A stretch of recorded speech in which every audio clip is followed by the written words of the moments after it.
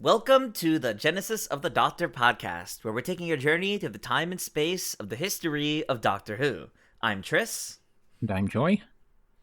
And for today's special episode, we're stepping a little bit away from Doctor Who and into the brand new spin-off, The War Between the Land and the Sea, which I think title-wise is still a bit of a mouthful. Yeah, definitely. So, this 5-episode mini-series was pretty big, all things considered, and Yeah. I am very happy that my read of like the trailers and the previews was proven accurate by Russell T Davies in an interview, saying this is like a sequel to Torchwood, to Torchwood Children of Earth.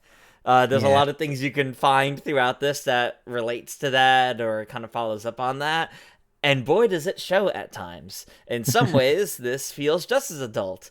In some ways, it definitely doesn't. Yeah.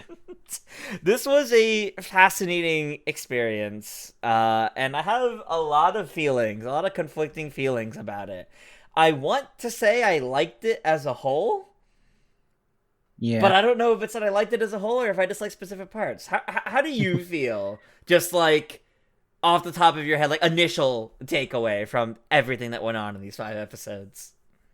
I was definitely enjoying at least the first 4 episodes, and then I have very complex thoughts on the finale, which we'll get to. But Yeah. like the first 4 episodes had me like totally invested in it, and Yeah. I quite enjoyed a lot of it. I would say especially the first 2 episodes, because like Yes. I really liked it when it's just like very, very political, and then it kind of tones down the political aspect of it as it goes along. Yeah, I think I really, really liked the first 3 episodes. I think the political drama of it made it really fascinating because that's the kind of stuff we don't often get in Doctor Who. It gave us a look at a lot of things that would happen, you know, if the Doctor wasn't there, or the Doctor wasn't there to be the president of the world specifically to make these decisions. It looks at all this with a much more serious kind of adult take instead of the somewhat childish, oh well, the Doctor can just come in and fix everything. It doesn't have that going on here, and I think the tensions constantly increasing in the first 3 episodes is really, really good. Yeah. I just like immediately loved Barkley as a character, where he's just always failing upwards. Yeah, Barkley he wasn't even supposed to be there. Such a great character early on because he's not just a normal guy. He's someone who's kind-hearted, has no idea what the hell is going on, and ultimately just wants what's best for his kid more than anything else. Speaking of kid, he's not qualified. Yeah. I just love that we have, you know, a non-binary character who's just there, and they don't make a big deal out of it. Mm-hmm. We just have representation there. Yeah. NB icon Kirby. Yeah. And there's the great conversation in episode 1 about the gay water. I love the conversation about the gay water. It's so funny. Yeah. Like you've been drinking too much of the gay water. That moment really stood out to me because it is the perfect depiction of like a family with like an out LGBT kid and the kind of like fun playing things up conversations they would have together in an accepting household. Yeah. Like that, I know some people may say, oh, that feels like so forced. I can promise you that is exactly the kind of conversation that happens in a normal household like that, and that went over so well for me because that felt so relatable. Yeah. But they did a great job normalizing Barkley into someone who you can relate to, someone that you can understand. He's not a soldier. He's not a companion of the Doctor. He's not someone who really has any idea what's going on here. He met the Doctor once in probably Shooty running through the unit building saying hi to literally everybody he encountered. Just radiating positivity is probably all that it was. But he's the perfect epitome of someone who is influenced by the Doctor's presence in terms of knowing that he exists, and that's really it. He didn't survive an adventure caused by the Doctor. He literally just knows that he exists. Yeah. Well, with the exact timeline, he probably met him during, like, Empire of Death, though, so technically he did survive an adventure.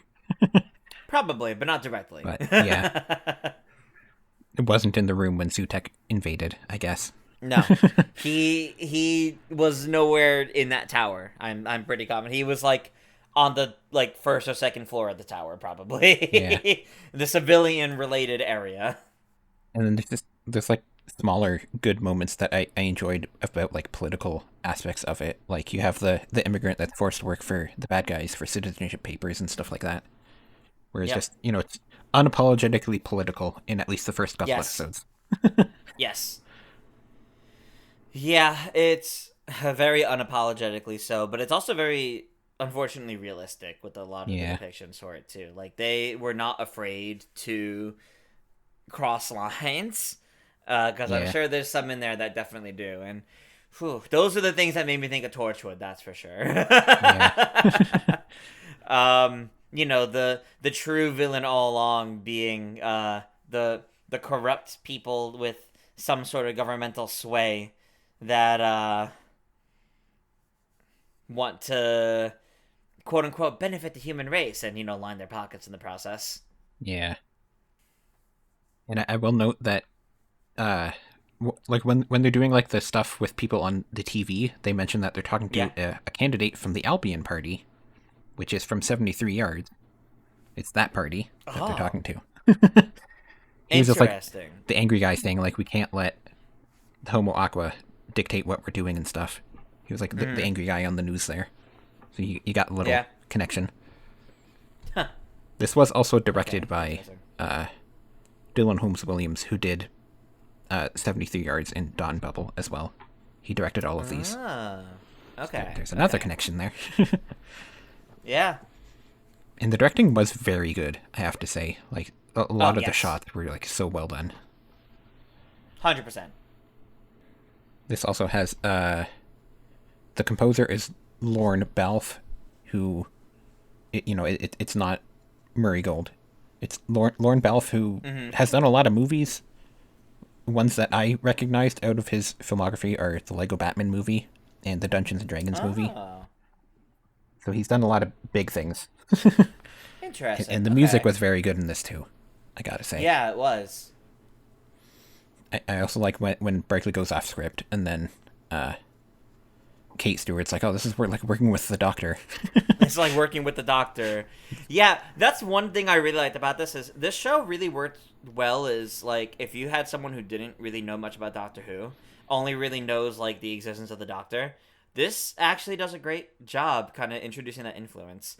The only times the Doctor gets mentioned they're not, like, direct references of like, oh, you would only understand this if you watched the show. Like, no, they definitely more so just kind of give you an idea of what the Doctor's influence on these people are.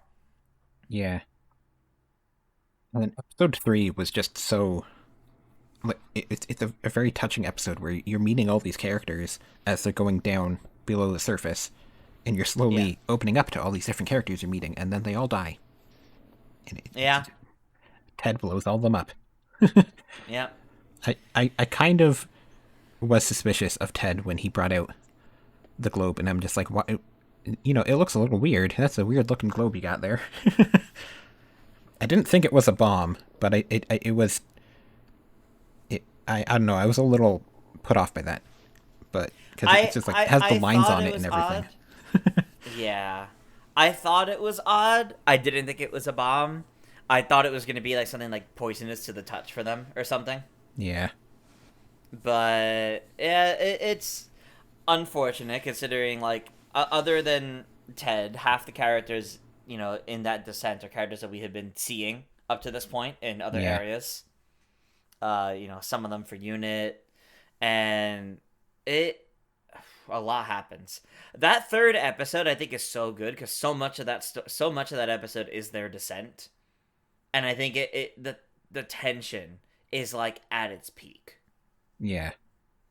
And then we have General Pierce, who was in Torchwood, but I haven't seen Torchwood yet. Hmm. He went down with He them and was he not. died. He was not in Unit back then. I don't believe Yeah. so. Now he's with Unit, and I think he's doing better than he used to be because he was kind of not quite a villain in Torchwood, but someone willing to make the hard call and not quite for the best. Yeah. But to put it lightly, I don't think he was ultimately a bad guy though. So I really liked seeing him in this. I think it's unfortunate that he also dies though. Yeah. Um, I kind of thought they were but going to survive because I didn't think they were going to kill him off, to be honest. Because yeah, he was like a well, very major character in this story, at least. killing off happens quite a lot more than expected in this Yeah. series. I gotta be real. We're talking about some characters that, was recurring in the first 3 episodes here, was previously in Torchwood. Yeah, that's a great callback, and some unit characters are introduced for the first time in this. But can we take a moment to talk about Colonel Ibrahim? Yeah. Oh my gosh. So now we finally know what was going on between Kate and Ibrahim in the past couple seasons of Doctor Who. This is the guy who was introduced in Doctor Who, and the relationship between these two only really teased and hinted at in the main series. Yeah. Finally going into it here in this one. This is very much a unit story, and Kate Stewart is very much one of the main characters. So getting Ibrahim as part of her story is a big deal. But boy, I did not expect them to kill him off. Yeah. I was thinking maybe they would, but I didn't think it would happen in episode 3. No, I was thinking, like, no. someone's going to die in the finale. And I was figuring that, like, he was probably the most likely candidate to die out of people we knew. Because, like, they're not going to kill Kate Stewart off. Especially not in a spinoff. That's true. That's true. I did get worried they might kill off Kate because there was that whole thing very early on before the series like fully released when the actress was asked if she dies, does she live, and instead of just the usual no comment, she's like, "Oh, you'll have to find out." It's like, wait, what? What? Yeah. But yeah, he takes a shot for her. He's loyal to the end. Yep. Loyal to the end. This is gonna have some repercussions, I think, for her character going forward and how she handles things. Yeah. I think Kate as a character throughout this series is really, really well handled because she is someone who not only is she trying to live up to the legacy of her father, she's also trying to be the Doctor. Yeah. She very much is trying to handle this like the Doctor would. She wants to handle this as best as she can in a way that would make the Doctor proud. And it is not working out for her to do that. It is too much for her. There is the obvious signs of her reaching her limits and why the Brigadier was only able to do so much, why the Doctor is only able to do so much on his own. He needs his companions. There's only so much that can be done. And she's past that limit. And as each episode goes on, especially after Ibrahim's death, she is really close to falling off that deep end. Yeah. I would say I kind of hope this ends up leading to like more stories about how she's falling off the deep end, but I guess we'll have to wait and see like who's taking over the show. like like it almost feels like they're building her up to just like do a Mike Yates and maybe she goes a bit too far. But then who knows if that will be picked up by whoever's doing the next season of the main show. Like some sort of confrontation with the Doctor if she goes too far. Yeah, like she does something that she probably shouldn't, and then the Doctor just tells her like maybe you need to step down. Yeah. Yeah. It does feel like this show set up Shirley being able to lead unit as well as Kate does, if need be. And I think that's important because I do think whatever character arc they're going for Kate, I don't think it really goes up from here, unfortunately. I do think it goes down. Yeah, she's definitely getting very dark, especially in the final episode. Yeah. Oh my gosh, yes. And she was She's already, threatening people. She's abusing her power, ultimately for the greater good? Question mark. But yeah, it's still bad, and Kate Stewart being bad is something the Doctor would have to step in and fix. yeah, And I do think that is something though. You can't just well. I guess you can just kind of undo that, because I gotta be real, Kate Stewart in RTD2 feels very different than Kate Stewart in the couple episodes she was in during 13's era. yeah. Just how she handles Unit alone feels very different between those two eras. And awkwardly, some of those are one episode or two episodes apart from each other. Yeah. I would say that I feel like Kate has definitely done dark things before, you know. Yes. She was willing to bomb all of London with a nuclear bomb in Day of the Doctor. That's how we were introduced to her. Yep. Well, I mean, she was in one episode before that, but that was her second episode in the main show, at least. And obviously, she was willing to kill all the Zygons in the Zygon two-parter.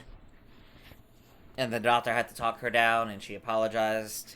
Yeah. We see how far she's willing to go with Conrad in the she had a dark moment with Conrad. Yeah. So she's here, always kind of had a bit of darkness in her, specifically because she's human and she's not the Doctor. There's only so much she can do living up to his ideals. She is very much her father's daughter. I feel like Russell T Davies has been handling Unit just as a whole a little weirdly, because like before this new era, Unit was always like morally gray on a good day, and then I feel like they're definitely positioning them more as like they're the good military, which is just a little weird. You know, like Lucky Day already had that issue where it's like in Lucky Day they're saying that like the person that is criticizing Unit is completely off base and nobody should ever criticize them for any reason. And it's like, well, they were actually doing some pretty evil stuff in that episode though. Yeah. Yeah. And then in this show, they kind of still keep doing that because Unit are the good military and then you have the bad military people. Yes. Where they a little weird are at odds with each other at the end of episode 4. So yeah. I think it's kind of weird because I definitely think that RTD wants Unit to fill the hole left behind by Torchwood. As a unit going forward, being, you know, the organization that the Doctor has worked for and actively works with sometimes, there has to be some good to them. So it feels like with Kate Stewart. Yeah. Wow, I don't know where Bishop came from. Don't mind Bishop me. is Marvel. Kate Stewart. Yeah. You know what? You know what? The page I have up on my second screen has ads, and it had a Marvel ad. That's probably what just happened. Like a minutes ago. Anyway, Kate Stewart, don't mind me. Her restructuring of Unit was very similar to how Captain Jack Harkness restructured Torchwood for the Doctor. So I could definitely see RTD trying to push that further than we've had the past 10 years of trying to make it fill that void, make it be this organization that the Doctor wouldn't be ashamed of working with. Could definitely call out when they go too far, but ultimately is a force that is made to work with and support the Doctor. Yeah. So, because if you make them too morally great, if you make them too bad, it tells a whole different message. Yeah. I mean, if the Doctor's still actively working with them. So. All the past companions work for Unit now, so. Yep. They're trying to make them better. Yeah. It's just a little funny when you think about it, though, when, like, you know, the first time Unit interacted with Silurians, they just killed them all. And then now Unit are the ones that are disgusted by doing that. Yep.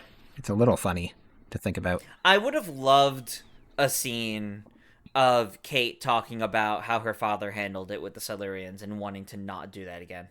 Yeah. That would have been such a good scene, but I understand why they didn't do it. Yeah, it a little too in the weeds for people that don't know that. Yeah. Because they did they did a re-edit of the Sea Devils with the Third Doctor, where it just trims it down, but they didn't do that for the Silurians, so the Silurians would definitely be a bit too much. Yeah. And then in the Sea Devils, it's, well, the Doctor just makes it so if the Sea Devils try to attack humans, and it will just explode on them instead. And that's how the ending is.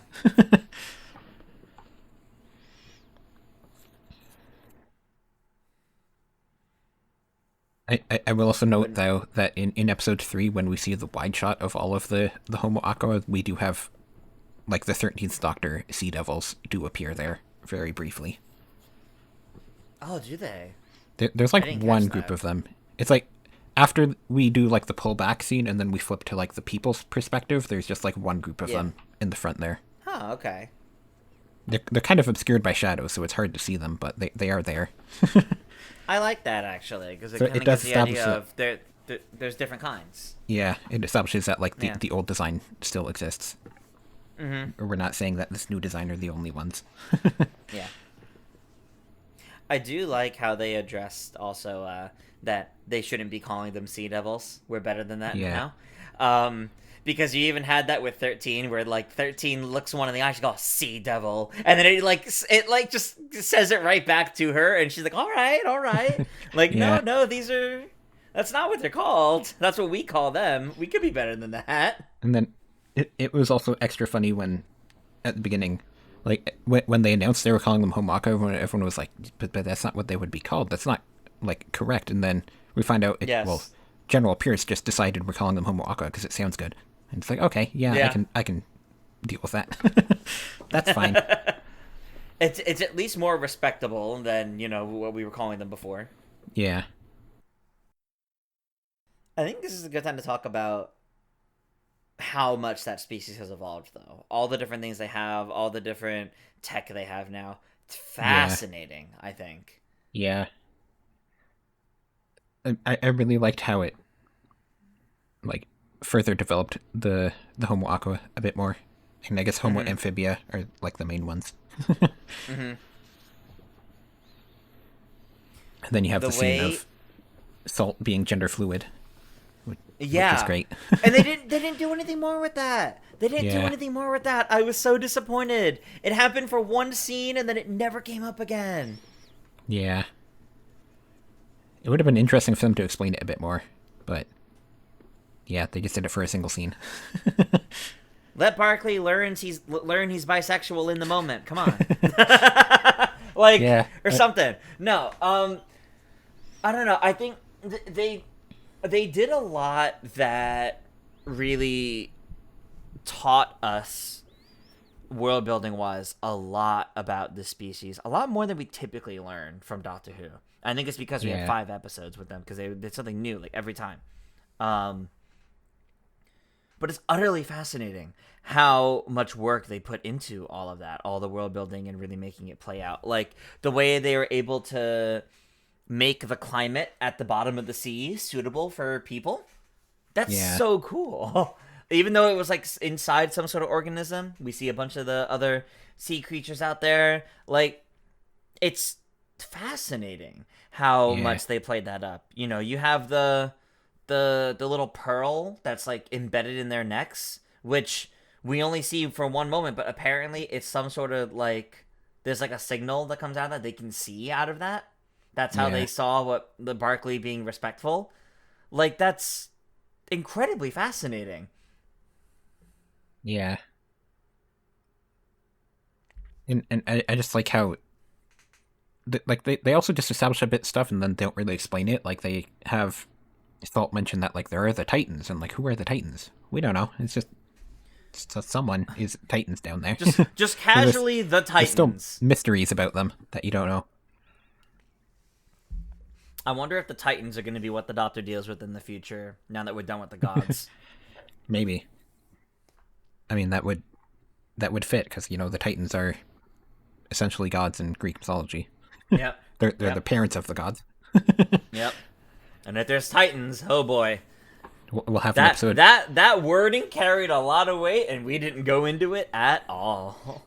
They'll try to do a third pirate story in Modern Who, Oh, and God. maybe it will actually be good this time. Maybe it'll actually And we'll be have good. the Kraken. Yeah, there we go. Third time's the charm. You can finally have a good pirate story.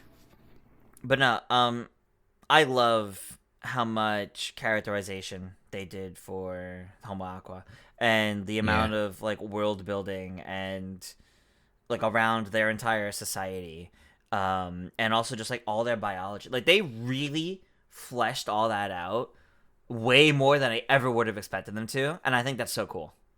Yeah. And I liked Tide as a character as well. We only had him briefly, but he was. Mm-hmm. I loved how he just like kept pushing humans and just Yes. taunting everyone. Yes. I would also like It, to note it was that very well done. we have seen Tide before in Doctor Who, and he was Tim Shaw in the 13th Doctor's first season. So Oh, really? The it's actor? the same That's actor. fun. Same actor, but you wouldn't That's notice fun. because he's heavily in makeup both times. Yeah.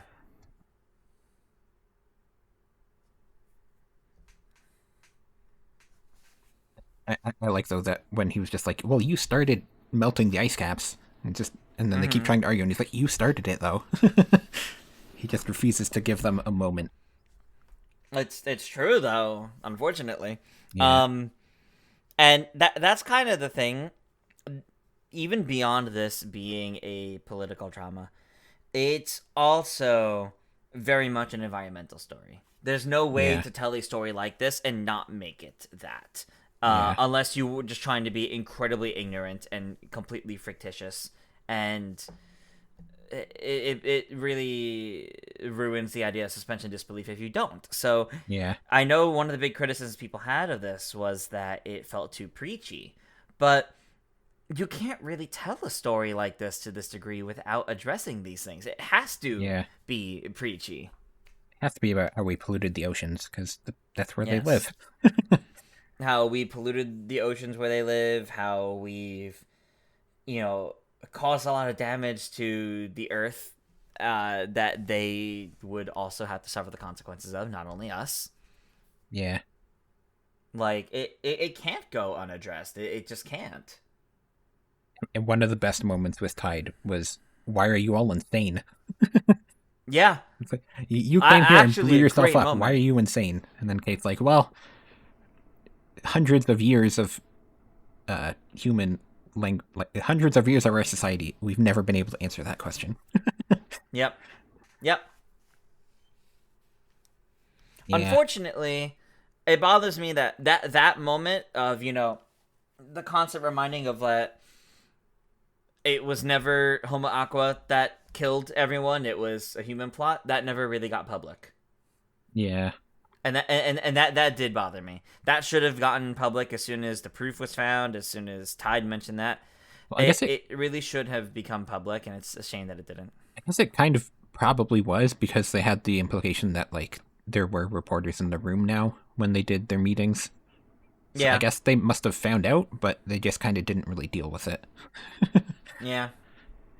It's just like how I found it very weird how, episode 2, we have all the garbage thrown up on the streets, and then by episode 4, there's no garbage on the streets anymore. It just all There's still the disappeared. damage from it, though. Yeah, but like, where did we put all the garbage? We don't deal with that. That's true. Where did we put it all? Like the It would Titanic. have been better if, like, filming wise, if it was all just like pushed to the sides, kind of thing. Yeah, like the Titanic is on the streets of New York now, and Yeah. I guess we'll see if that ever comes back up again. I guess we really haven't talked much about the Barkley and Salt romance, though. How'd you feel about that one? Yeah. So that's part of why I mentioned the first 3 episodes I was really, really into. Yeah. Because episode 4 and 5 is a shift. Episodes 4 and 5, it is no longer just a political drama. It is now a romance drama as well. Yeah. There were seeds of it before, but it really didn't play into it at all until that point. And I don't know how I feel about it. I don't think it's bad to have a romance plot. I don't think it's bad to have a romance between the two of them. But I think it happened a little too quickly, which unfortunately would happen when you only have this many episodes. Yeah. If they introduced it much earlier, it wouldn't have really felt in character either, because you introduced it at the first opportunity of the two of them alone together. So I get why it came up when it did.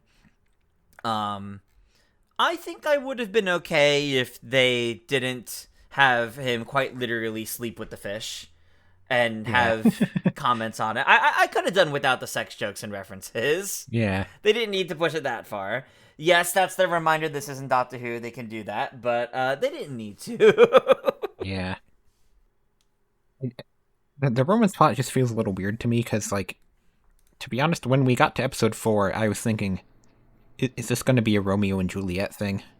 Are they? Mm-hmm. Are we going to kill them? Is that what's going to happen here? And then you end up finding out that, like,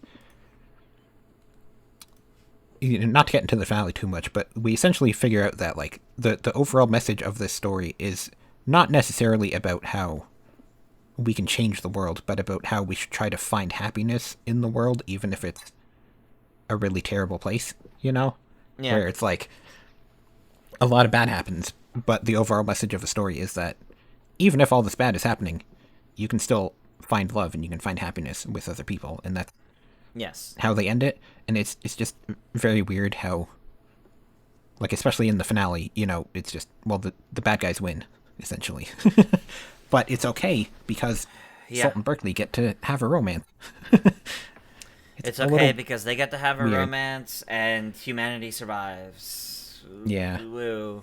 Kate sums it up best by congratulations or condolence or whatever it is that she says, like the exact line that she says. Yeah. Like, you know, is it good? Is it bad? Who knows? Yeah. Like, due to, you know, how UNIT handled the Silurians the first time, I think it would have been an interesting idea if Kate was the one who had the virus. And then Kate was the one that decided, well, we're not getting anywhere with them. And it would have been a very dark moment for her. And, I mean, she was going off the deep end towards the end, so, like, it would have made a lot of sense. But, no, it's just this thing that was happening in the background the whole time just ended up being the how we handled everything.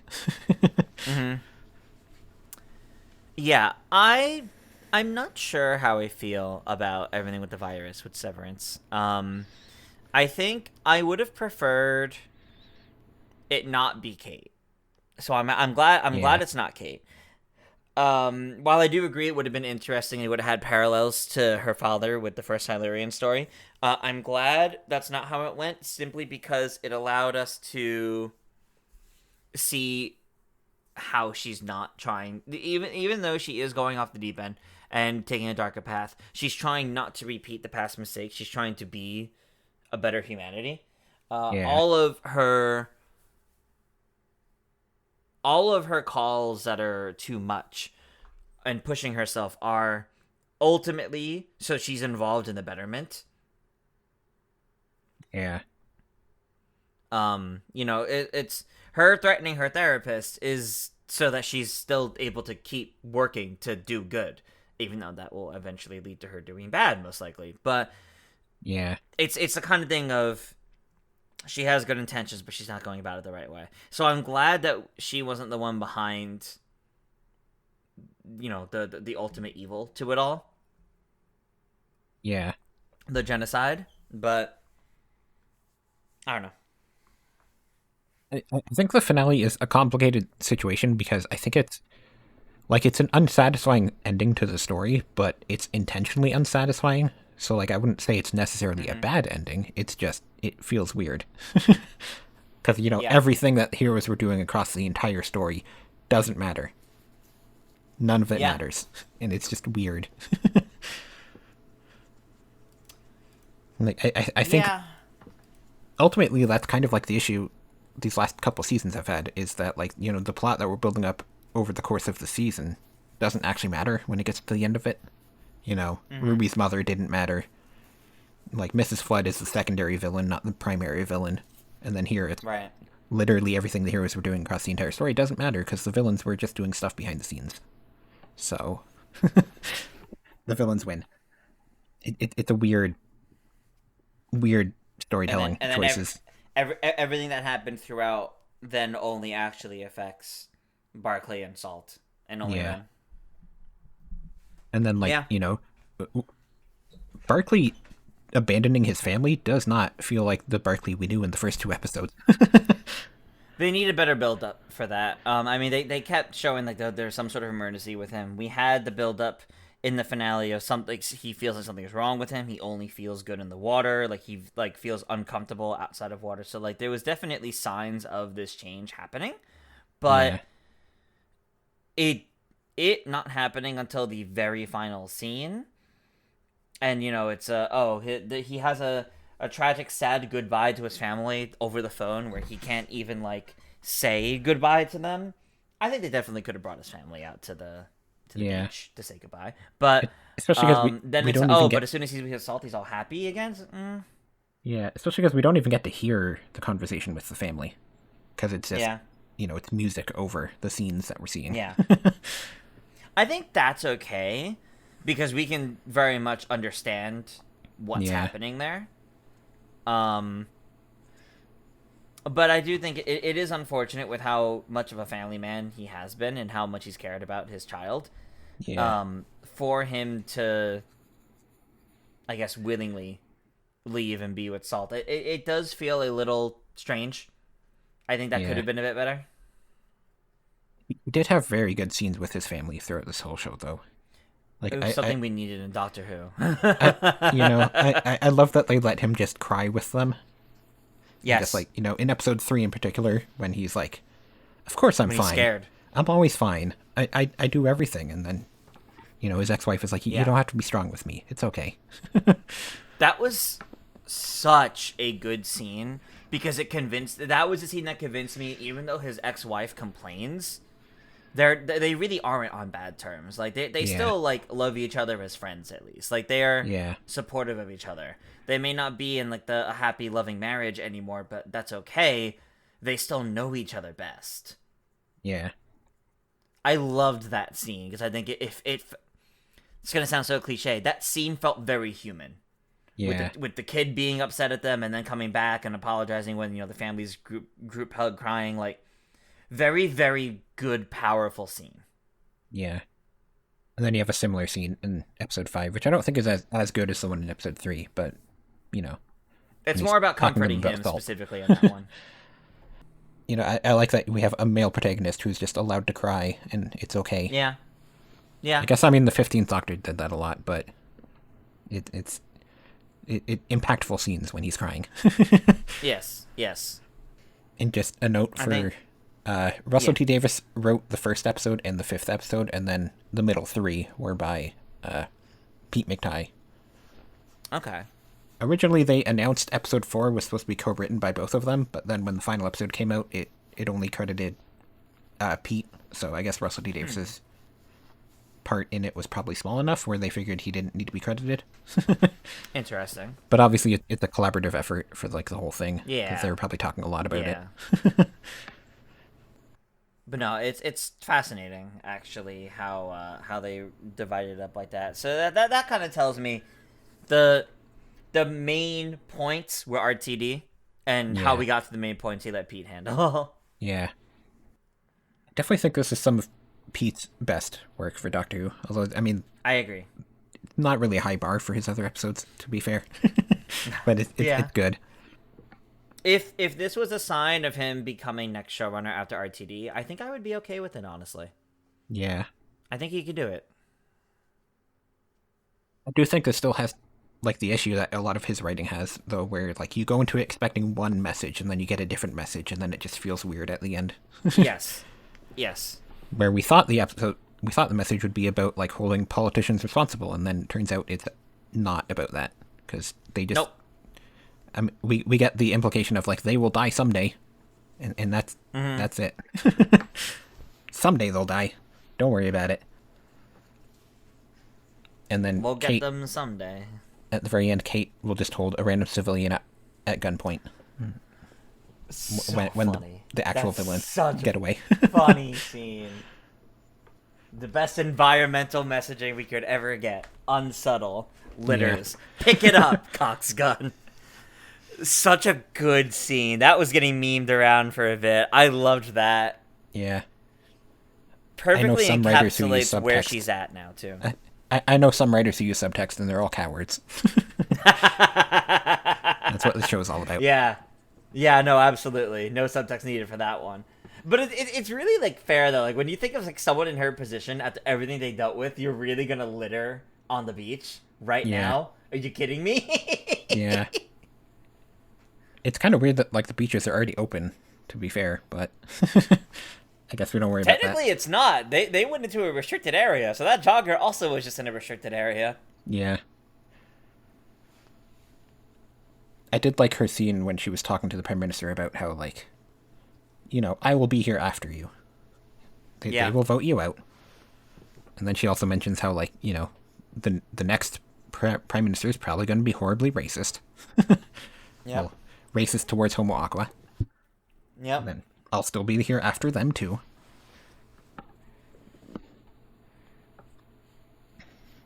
But yeah, I'm definitely curious where they'll go with Kate's character after this. I guess it largely depends on who's writing the next season, though. Yeah, I mean, we can't say that what they did here won't affect it, because they literally killed off a recurring character, so... Yeah. I'm kind of sad... They didn't only kill off original characters. I'm kind of sad that the 15th Doctor won't get to react to Ibrahim's death, because the 15th Doctor's not there anymore. I am sad about that. And they didn't really talk much, but they kind of had a friendship. Yeah. I guess maybe Big Finish can squeeze something in there where the 15th Doctor can find out about it. Maybe That's someday. True. That's true. Yeah, I don't know. I'm really curious in anything involving Kate's character set after this. Because everything that we have, Big Finish and everything else in Doctor Who, is all from before this. But after this, I think it's going to be very different. And I really hope they're not afraid to tell that story. I really, really hope we don't go back to Kate's as she always has been. Yeah. She's going off the deep end, so I want them to do a Mike Yates with her. That's what I want. Yeah. She just Ideally, goes too far. maybe handled a little bit better. But yeah, I guess we should note that for those of you that might be listening to this that haven't been watching Doctor Who or classic Doctor Who with us, Mike Yates is from the Third Doctor's era, where in his final episode he betrays UNIT because he's been through too much. So he just goes. He becomes a villain in the end. Although his specific ending is they allow him to quietly retire, and I feel like that would be a good thing for Kate. Yes. Yes. She goes too far. Yeah, the idea of someone from UNIT going too far and facing repercussions for it, but the Doctor's influence allowing them to, quietly retire, quietly kind of step away from all of it. We now know that Shirley can lead UNIT if need be. She could be in command. Maybe we are heading up on Kate's gonna go too far, and the Doctor makes her step down. Not unlike Harriet Jones in 2006, 7, something like that. Not a joke. Not a joke. That was not intentional. Sorry. Somewhere around 2006 or 2007, where 10 makes Harriet Jones retire from office. Yeah. Although I feel like with Kate, it would just be like that. She would go too far, and then the Doctor would just sit down with her and just talk about, like, you realize you went too far, right? Yeah, I don't think he would sabotage her. I think it's possible, but I don't think he would. I think it ultimately depends on which Doctor is the one doing it. Yeah. But especially with the kind of conversations he's had with Kate as, like, 12, for example, I definitely think it would be a matter of convincing her what she did was wrong, and then, getting her to step down. Yeah. I mean, Kate has been on the show for, like, 15 years now, so I feel like the actress probably would like an out at some point. I don't know how much she likes it, but, give her the opportunity to not have to always come back every time UNIT comes back would probably be good. Yep. Yep. Because she's been with us since the 11th Doctor. Yeah, she's been with us since 2012. You do have to wonder, though. I assume if she does step down, like the Lethbridge-Stewart, the people that own, like, the Lethbridge-Stewart characters would probably say that they want another one showing up. Well, she does have daughters, or she does have kids. She has at least one daughter. Yeah, they mentioned her daughter in this one, that Shirley would call her daughter, and her daughter's halfway across the world, though. Yep. So they definitely can bring in Lethbridge-Stewarts. There are other ways. Yeah. But yeah, my overall thoughts on the show was that I really enjoyed the first 4 episodes, and then the 5th episode I have very complicated feelings on because it's a very unsatisfying ending, but it's a purposefully unsatisfying ending. So, like, I can't fully dislike it because it's a purposefully unsatisfying ending. Yeah. Yeah. I think what bothers me about it is I think once it went the romance route, that became the sole focus. Yeah. Everything else became let it happen. Yeah. But we want them happy. And I just don't know if I entirely agree with that. I feel like they both went through so much trauma that, like, yes, they deserve to be happy, but I don't know if them ending up together is the best outcome. Especially since, like, well, they end up going into the ocean, and, like, we know the ocean is not safe right now. We know the ocean's not safe, and we know the plan is they're all going to get put into one specific area, basically. Yeah, and then Salt says they're all going to get hunted. Area. Yeah, so I feel like Barkley would be, like, the first one they would be hunting if it's, like, a human who just has gills. Yeah. You know? Like, the government would want to kidnap him. Yep. Yeah. It's a weird ending. Do we think they could ever come back in Doctor Who? Like these specific characters, or? Yeah. Yeah, I could probably see it. Maybe like for a one-off or something. Like a one-off dealing with them? Or, like a follow-up to this kind of thing? Yeah. I think it would be interesting to have, like, the Doctor meeting Barkley again. Yeah. And now Barkley's not entirely human anymore. Yeah. Like, they have a crisis and the Doctor has to go help them. Would be an interesting story. Yeah. I don't know if they ever would, but I do think it would be interesting. Yeah. It largely depends, like, who's doing the show after this. Yeah. Because if it's Russell or if it's Pete, then maybe. Otherwise, probably not. Mm-hmm. And I guess it would also just matter that, like, true. I mean, technically these are pretty big actors that we got here. True. They are. Especially Gugu Mbatha-Raw is, she's in Marvel stuff now. Oh, I guess her time on Marvel's over, but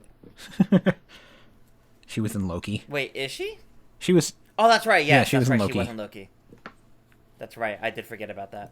But, I mean, Loki's over now, so we don't know if we're ever going to see her character again. I don't remember how her character ends. It's been a while since I watched that show. Yeah, I don't remember either, honestly.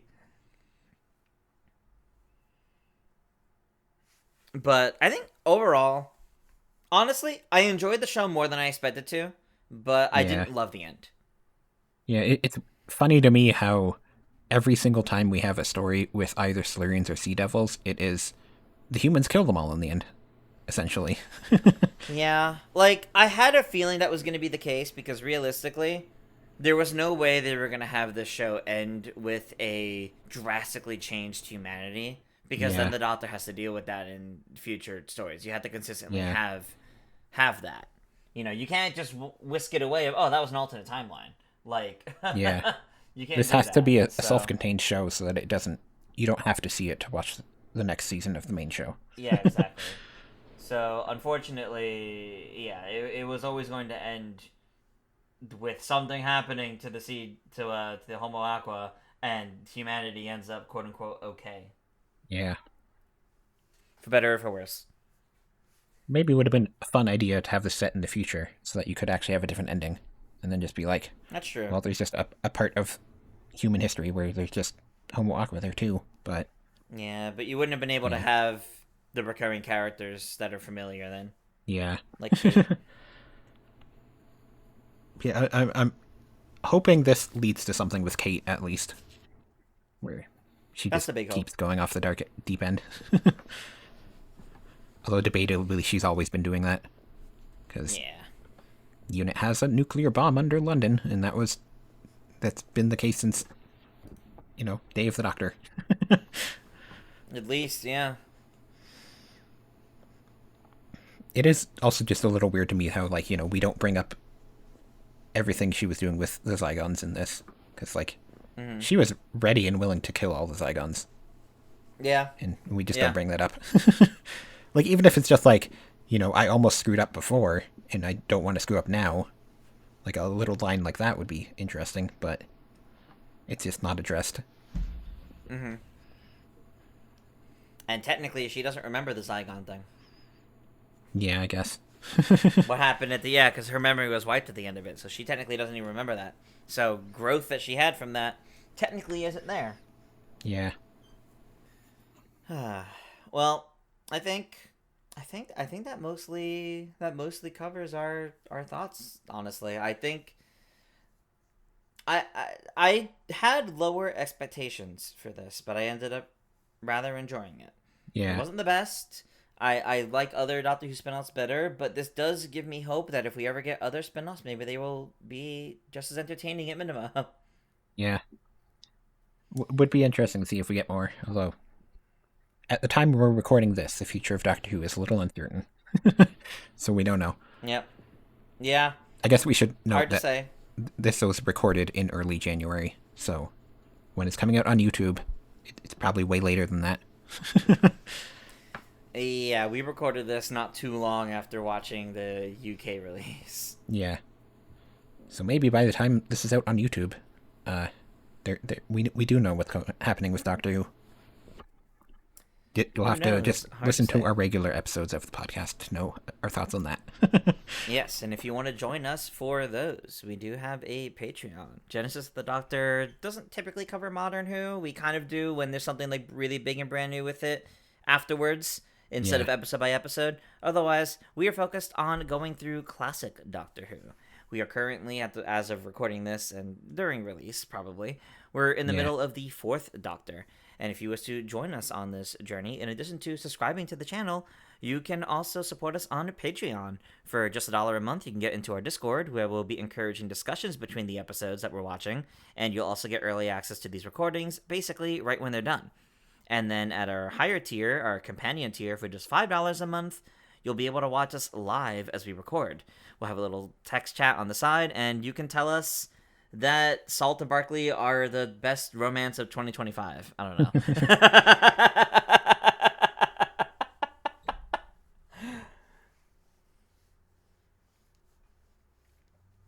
But any final thoughts from you, Joy, before we close this one out? I feel like I've really said all I wanted to, for the most part. I think that's fair. I hope someday we get in depth with the Silurians, just like this. Not literally just like this, but because now we, despite the Silurians having come back in Modern Who since like 2010, even though we haven't had them in like 10 years at this point, we know more about Homo Aqua now than we do about the Silurians. So maybe it's time to touch base with them again. Yeah. All right. Well, then, as a reminder, if you wish to join us on this journey through Doctor Who, you can subscribe to the YouTube channel or support us on Patreon. We are in the middle of the 4th Doctor, and it's hard to say what episode is going to be coming out after this one, because we're releasing this based on whenever the end of the international release of War Between Land and the Sea is, so we have no idea. So I'm not even going to try to say what episodes of Classic Who to watch before the next one. So make sure to check out our other episodes here. I have been Tris. You can find me on both socials at ToonTris. And I've been Joy. You can find me at Joy Content. And we will see you all next time. Bye. Bye.